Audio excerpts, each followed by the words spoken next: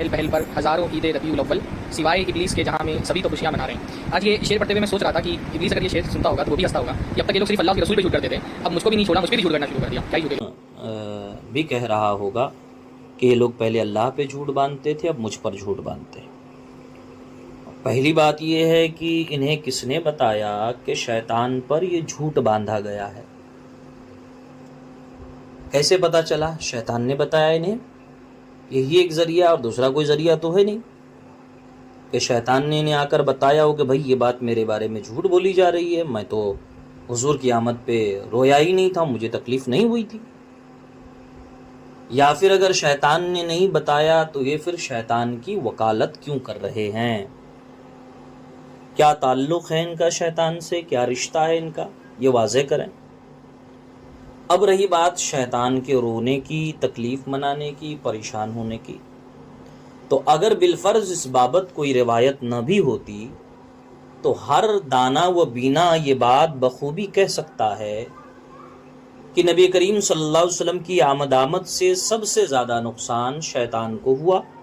ظاہر ہے شیطان نے جو کفر و شرک کا ایک ماحول بنا رکھا تھا، اس ماحول کو آقا علیہ الصلوۃ والسلام کی آمد سے وہ ماحول ختم ہو گیا، کفر و شرک کا گرم بازار ٹھنڈا پڑ گیا۔ ظاہر ہے تو تکلیف سب سے زیادہ ابلیس کو ہوگی۔ اگر کوئی روایت نہ بھی ہوتی تو ہر آدمی یہ بات کہہ سکتا، اور بلکہ یقین کامل سے کہہ سکتا ہے کہ حضور کی آمد سے اگر کسی کو پریشانی ہوئی ہے تو وہ ابلیس ہے۔ لیکن پتہ نہیں انہیں اس بات سے کیا پریشانی ہے کہ ہم یہ کہیں کہ ابلیس کو پریشانی ہے۔ ہم ابلیس کی پریشانی کی بات کرتے ہیں تو یہ وہابیہ دیابنا انہیں کیوں پریشانی ہوتی ہے؟ کہیں واقعی ان کا کوئی تعلق تو نہیں ہے ان سے؟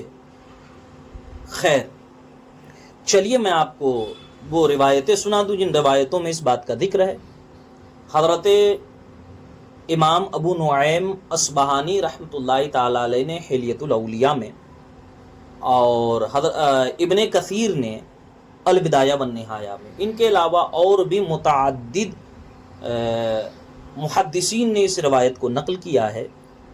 روایت کی سند ہے، فرماتے ان ابی الربیع حدثنا جریر بن عبد الحمید عن منصور عن مجاہد رحمہ اللہ تعالی قال رنا ابلیس اربعا حین لعنا وحین اہبط وحین بعث محمد صلی اللہ علیہ وسلم وبعث علی فطرۃ من الرسل وحین انزلت الحمد للہ رب العالمین۔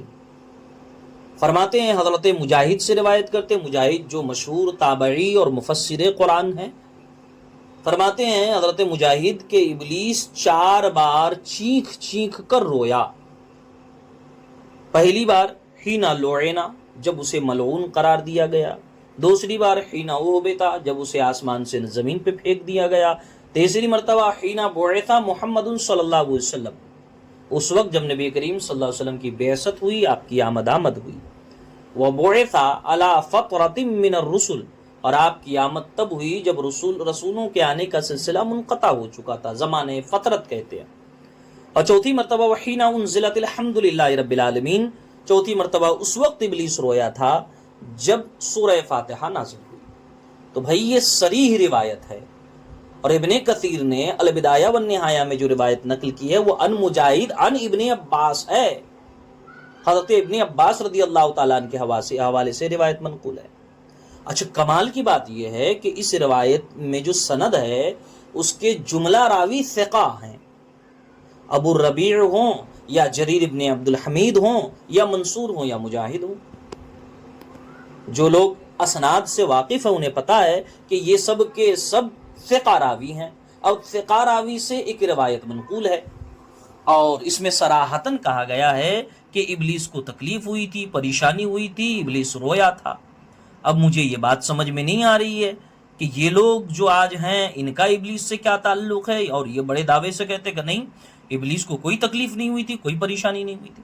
اچھا، یہی ایک روایت نہیں ہے، اس کے علاوہ اور بھی متعدد روایات ہیں جن روایات میں یہ مفہوم ملتا ہے۔ حضرت امام محمد ابن یوسف شامی رحمۃ اللہ تعالی علیہ سبل الہدی والرشاد میں ایک روایت نقل کرتے ہیں، ان ابن ابی حاتم ان اکرمہ، جو صحابی رسول ہے، قال ابلیس لما ولد رسول اللہ صلی اللہ علیہ وسلم لقد ولد اللیلہ ولد یفسد علینا امرنا، یعنی جس رات نبی کریم صلی اللہ علیہ وسلم پیدا ہوئے اس رات ابلیس نے کہا، اپنی پوری ٹیم کو بلایا اور بلانے کے بعد کہا کہ آج کے رات ایک ایسا بچہ پیدا ہوا ہے جو ہمارا سارا معاملہ بگاڑ دے گا، جو سب کچھ ہمارے پلان کو تہس نہس کر دے گا، اس پہ پانی پھیر دے گا۔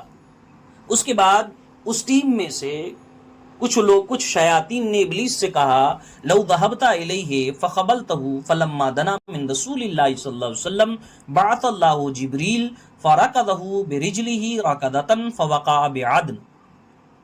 تو اس کے حواریوں نے، شیطان کے مریدوں نے کہا کہ حضرت آپ ایک کام کریں، آپ چلے جائیں اور جا کر کچھ تکلیف پہنچا دے اس بچے کو تاکہ ہمارا معاملہ نہ بگڑے۔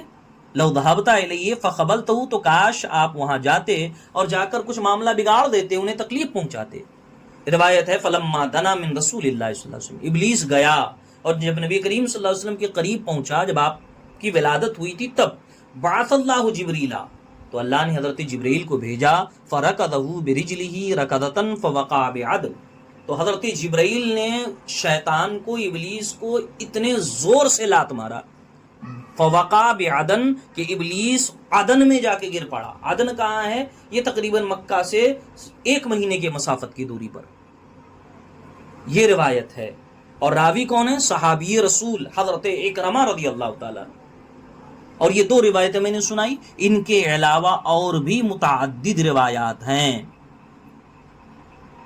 اس روایت کو حضرت شیخ حلبی نے بھی روایت نقل کیا ہے، حضرت علامہ جلال الدین سیوطی رحمۃ اللہ تعالی علیہ نے بھی نقل کیا ہے، اور ان کے علاوہ اور بھی متعدد محدثین نے اس روایت کو نقل کیا ہے۔